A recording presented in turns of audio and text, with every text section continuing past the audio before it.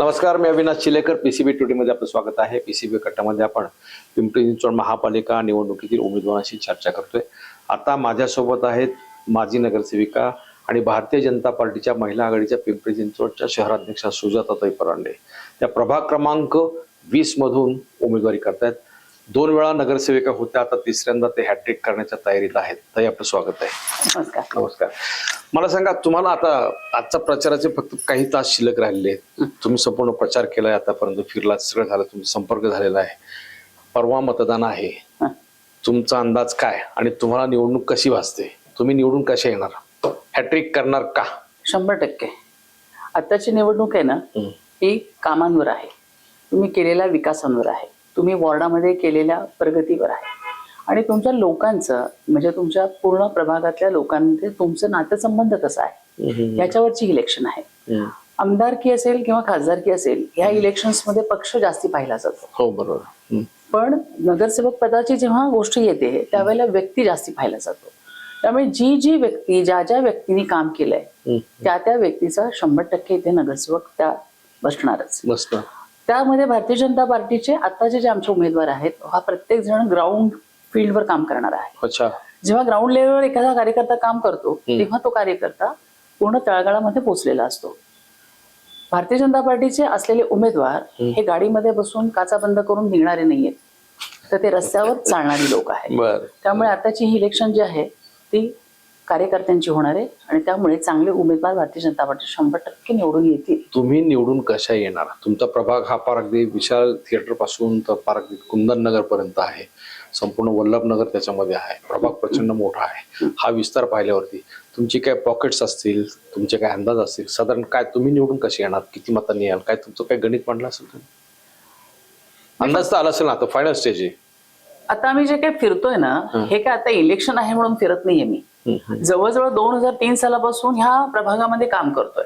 2017ला संत तुकाराम नगरचा जो प्रभाग आमचा पहिला होता त्याचं कुटुंब अजून विस्तारलं.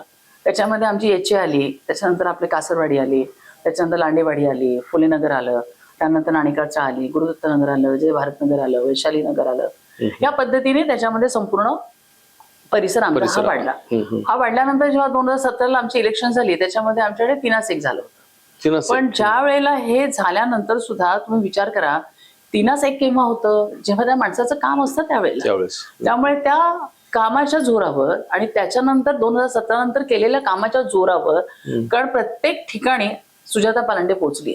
प्रत्येक ठिकाणी सुजाता परांडेने भारतीय जनता पार्टी पोहोचवण्याचं काम केलंय. पहिल्यांदा आमचे असलेले भारतीय जनता पार्टीचे कार्यकर्ते आणि आता असलेले आमचे भारतीय जनता पार्टीचे कार्यकर्ते याच्यात जमीन आसमानचा फरक आहे. बऱ्याच वर्षांनी प्रभाग क्रमांक 20ला कमळ फुललंय आणि हे कमळ फुलल्यानंतर ते जे काम भारतीय जनता पार्टीचं झालंय ते करताना तळागाळामध्ये सुजाता परांडे पोहोचली. अक्षरशः कोविडमध्ये तर आम्ही स्वतःच्या जीवाची पर्वा न करता काम केलंय. 19-20च्या दरम्यान. म्हणजे त्यावेळेला आयसीयू म्हणू नका, व्हेंटिलेटर्स बेड्स म्हणू नका, ऑक्सिजन्स म्हणू नका, एखादं शव म्हणजे कोणी जर त्याची गेलं असेल तर त्याच्यासाठी सुद्धा काम करणारे आम्ही व्यक्ती आहोत.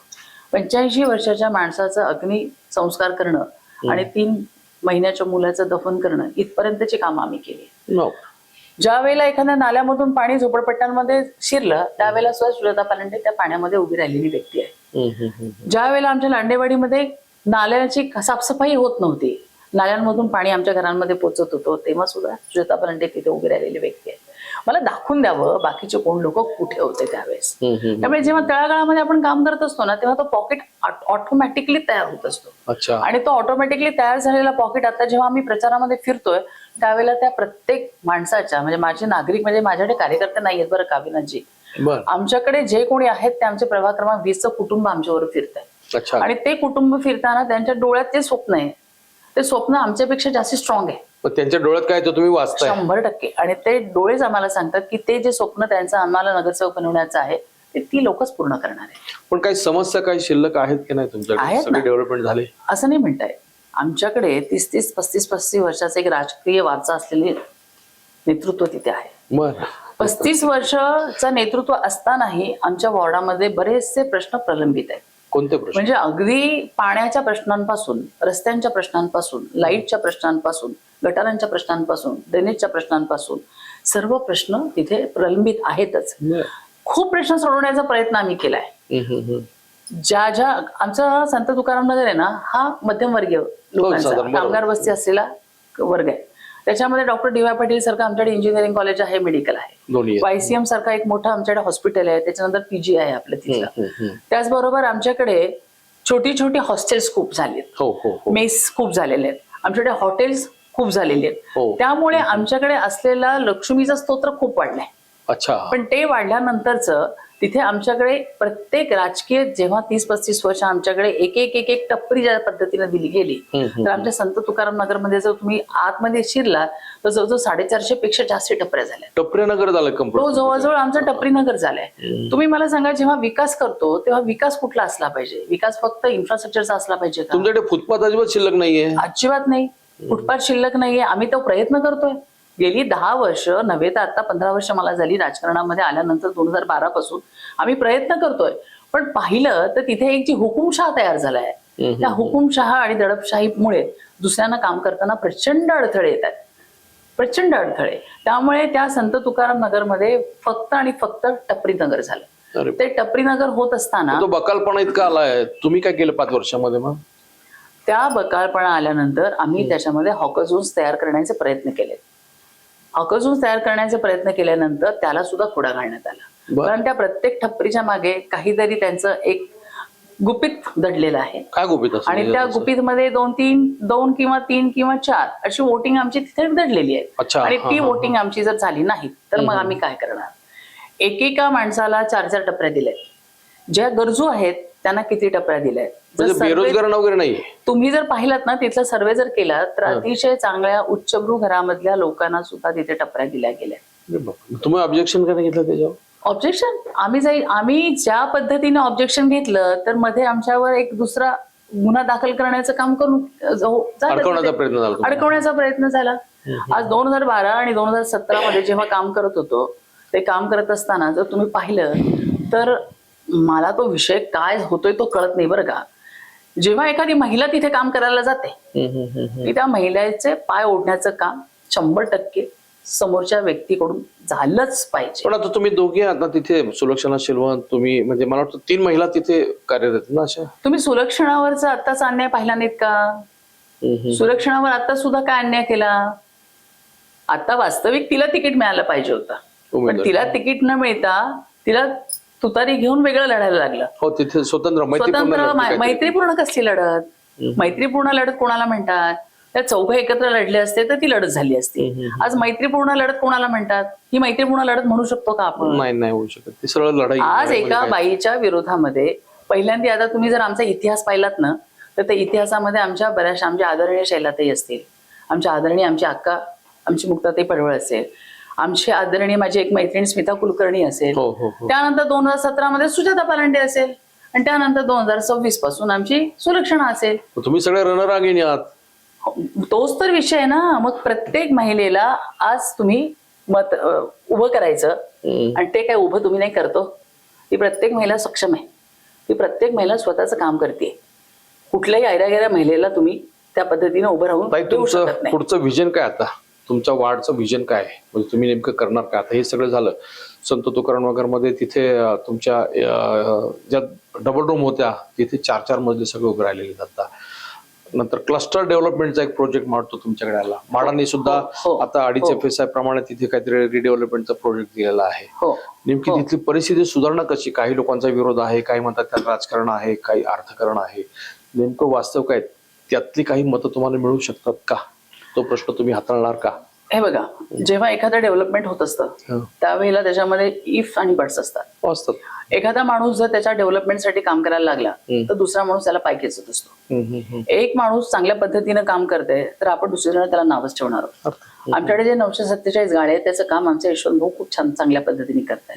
त्यांनी सोसायटी चांगलीच फॉर्म केली आहे, त्यांनी रजिस्टर सगळे झाले, सगळ्या जवळजवळ 600-750च्या वरती, 70-75% लोक त्यांच्यामध्ये त्यांच्याकडे फॉर झाली आहेत. मला वाटतं एखाद्या वेळेस हा आकडा कमी सुद्धा असू शकेल, कारण आम्हाला जे समोर दिसते ते 90%च्या वरची लोक त्यांच्याकडे ऍड झालेली आहेत. एखादी डेव्हलपमेंट जर चांगली होणार असेल तर का होऊ नये? त्याला सपोर्ट करायला पाहिजे. पण त्याच्यावर तसं होत नाही, तिथे ते झालं नाही. त्या लोकांचं डेव्हलपमेंट तुम्हाला नकोच आहे. कारण ती लोक जर तशी राहिली नाही तर तुम्हाला मतदान मिळणार नाहीये. लोक तुमच्यापेक्षा पुढे गेलेली तुम्हाला चालणार नाहीये. तुम्हाला फक्त तुमचं घरदारच पुढे न्यायचंय. तुमच्या आजूबाजूचे तुमचे मेव्हणे, कावळे, पावणे, रावळे एवढेच तुम्हाला पुढे गेलेले पाहिजेत. कार्यकर्ता म्हणून तुम्हाला कोणी पुढे गेलेलं चालत नाही. एखादा कार्यकर्ता समजा सुजाता पालांडेकडे आज आला की ताई तुला मी मदत करतो, की लगेच आमच्या तिकडून नेतृत्वाकडून त्या फोन येतो, का रे तू तिकडे का गेलास, तुझं काय मी काम केलं नव्हतं का? तुमचं राजकीय भांडण वार्डातलं सगळं ठीक आहे. आता हा शेवटचा टप्पा आहे. तुम्ही काय तुमचं परिचय पत्र देताना तुम्ही सांगितलं असेल ना, वल्लभनगर मध्ये मी हा एखादा मोठा प्रोजेक्ट आहे, जसं तुमचं YCM आहे, DY पाटील आमचे विजन्स आहेत.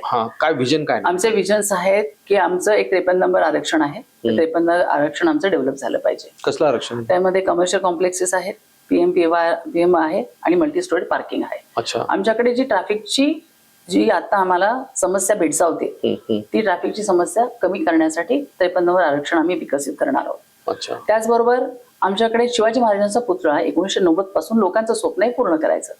ते स्वप्न पूर्ण करण्याचं काम सुजाता पालांडे करते. कुठे जागा आहे? आणि महेशनगर चौकामध्ये आमची ती जागा आहे. अच्छा. तिथे बरोबर शिवाजी महाराजांचा पुतळा 100% पुढच्या वर्षाच्या आत उभा राहील आयलंडमध्ये. कारण का तर तिथे संपूर्ण त्यांच्या आपण अटी शर्तीनुसार जे काही काम प्रोजेक्टला लागतं ते संपूर्ण फाईल्स आपल्या रेडी आहेत. एकनाथ शिंदेची सही सुद्धा झाली. बरं. त्यामुळे तो एक प्रोजेक्ट आमचा मार्गी लागेल. आमचा वल्लभनगर पासूनचा महेशनगर पर्यंतचा म्हणजे आमचा जो वॉर्ड आहे तो वॉर्ड मध्यवर्ती आहे. तसं बघितलं तर Sant Tukaramnagar is a heart area of PCMC.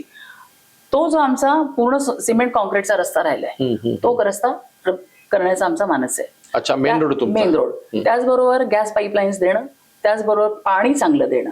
आमच्याकडे काय झालंय, पहिली छोटी घरं होती, आता 4-4 मजली घरं झाली आहेत. त्या 4-4 मजली घरांना सुद्धा आम्हाला पाणी चांगलं देणं महत्वाचं आहे. संपूर्ण पाईपलाईन आम्हाला जेवढी बदलता येईल तेवढी बदलणार आहे. आता ड्रेनेज लाईन्स आमच्या पहिल्या जुन्या ड्रेनेज लाईन जवळजवळ आम्ही या 10 वर्षामध्ये बऱ्याचशा बदलल्यात. तरी सुद्धा त्याचं जी स्ट्रेंथ आहे ती कमी पडते कधी कधी. त्या ड्रेनेज लाईन्स बदलणं ह्याच्यात सुद्धा आम्ही काम करणार आहोत. त्याचबरोबर आमच्या मुलांच्या एज्युकेशनसाठी आम्हाला काय करता येईल ह्याचा आम्ही विचार करतोय. आजपर्यंत मी 293 मुलींना शिकवलंय. म्हणजे त्यांची आपण फी संपूर्ण भरली जाते 1ली ते 10वीच्या मुलींपर्यंतची. आता आमच्याकडे पंडित दीनदयाळ उपाध्याय ही शाळा आहे. ही शाळा फार दुर्लक्षित आहे. त्या शाळांमध्ये महापालिकेची शाळा आहे. पण आमची काही मुलं, काही आमची एक संघटना म्हणजे आमच्याकडे त्यामध्ये मुलं अतिशय हुशार आहेत. त्या मुलांचं कल त्या शाळांकडे आणि ते पूर्ण करण्याचं काम आम्ही यावेळेला करणार.